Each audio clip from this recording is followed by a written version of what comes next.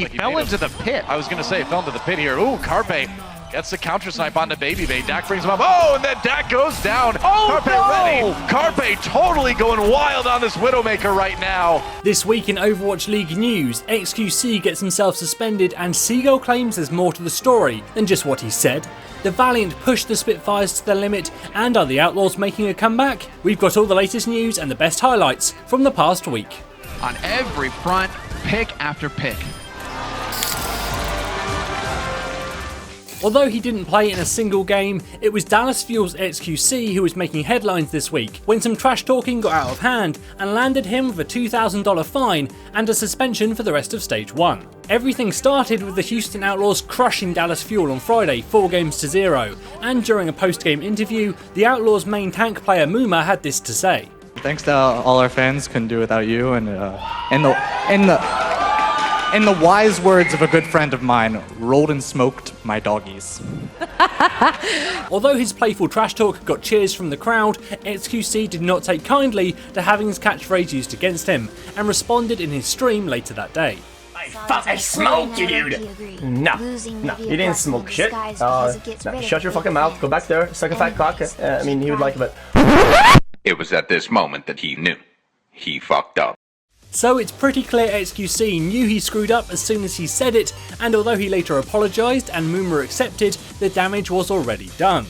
Trash talk this aggressive is generally frowned upon, but because Muma is openly gay, the connotations of his words took on a much more offensive meaning. Although there has been some rivalry between these two in the past, the nature of this comment was enough for Dallas to announce on Twitter that xQc would not be playing in their next match.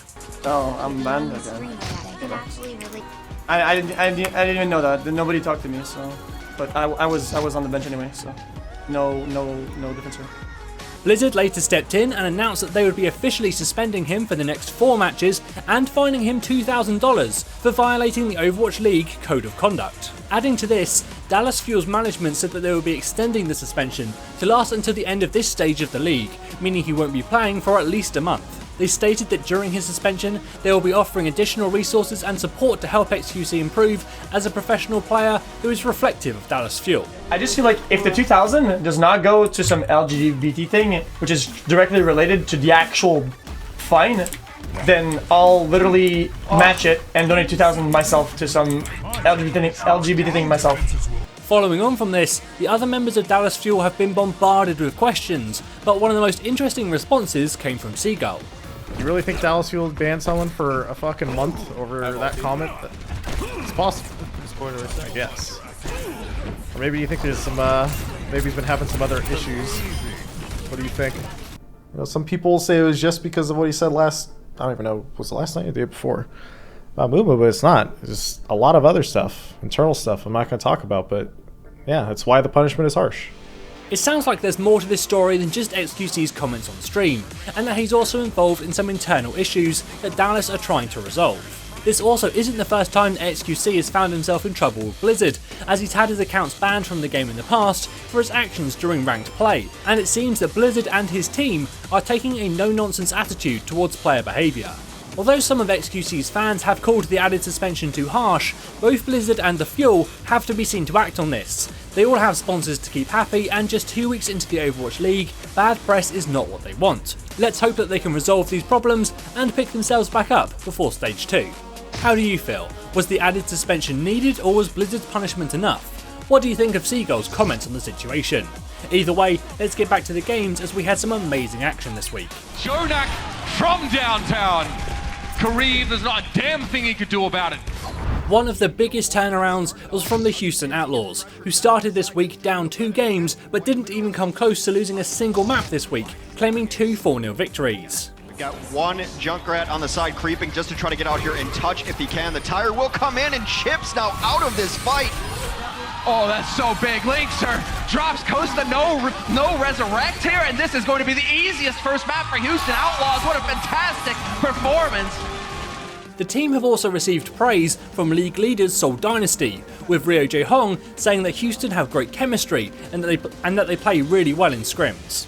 Personally, I don't think anyone can defeat us, but Houston is really good. One of the biggest changes Outlaws made was to their subbing strategy.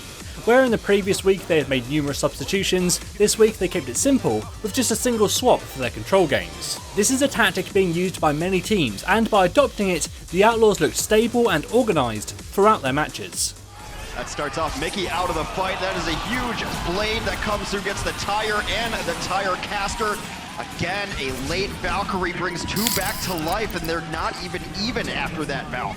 I had quite a few options for the best match of the week, but I think LA Valiant versus the London Spitfires has to be the winner.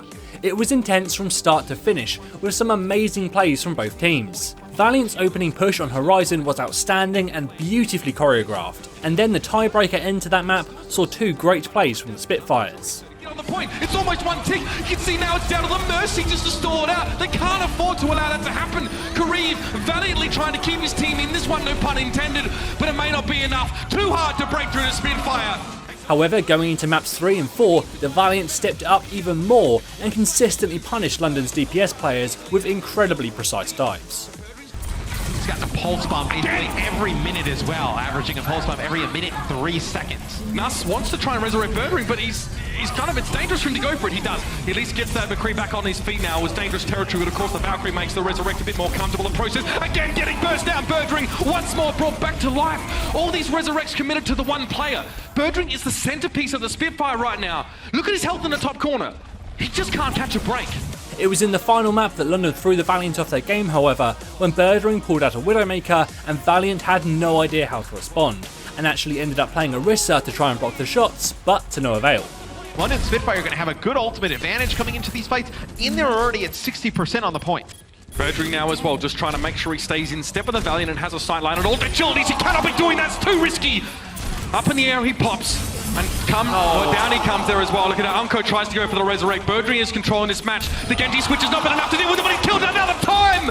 There's just no opportunity for the Valiant to get involved here. Birdring is deciding who does what, where, when, how, and why! However, there were lots of other great matches this week, so let's take a look at all the best moments.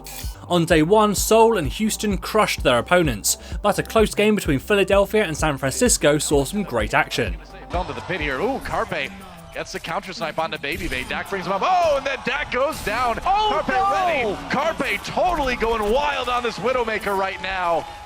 Frankie just swinging through. Oh, Poco! Gotta catch them all. Poco, man. Day 2 saw the Houston Outlaws stomp the Dallas Fuel, a solid performance by New York to defeat the Valiant 3-0, and another close game for the Fusion as they just lost out against the LA Gladiators. Kill for the defense though, that is 2 Shaz falls again. And those small kills, huge Death Blossom though. That's the difference maker. Surfboard coming in big in the end. On day 3, Boston put up a lot more of a fight against the almighty Seoul Dynasty than most people expected, but it wasn't enough to stop Seoul from claiming their third 4-0 victory of the season. So they're all afraid of Miro right now in the front line. Gonna try and push it back, and then watch this. Oh yeah. Just catching him right as Kellex comes around. So close. At the bottom of the league, the Florida Mayhem claimed their first win by defeating the Shanghai Dragons. Logix in particular looked absolutely stellar, and this was an important game for them to win. The day wrapped up with Dallas Fuel actually putting in their best performance of the season since they played Seoul on the first day, but it wasn't enough to stop the London Spitfires from taking the series 3-1. To point B, Coco does fall though, so now the stick! The double kill! Effect with the hero play, but can they get it through to the rest of point B? The fourth day included our match of the week between the Valiant and the Spitfires, as well as a very strong performance from New York. So there's no mercy right now. Oh, and Libero too. The change with Surfboard coming in. Oh, never mind. Pine was so ready, man. Those reflexes. Using their ults, they want to push this. This is their moment, but they lose Shaz too. The week wrapped up with an exciting game between Boston and San Francisco that saw the two teams going back and forth in one of the best games of the season so far. If you missed it, I highly recommend going back to watch this one. Takes pole position early on here, so that means that San Francisco... Dak? Did he go running in traffic?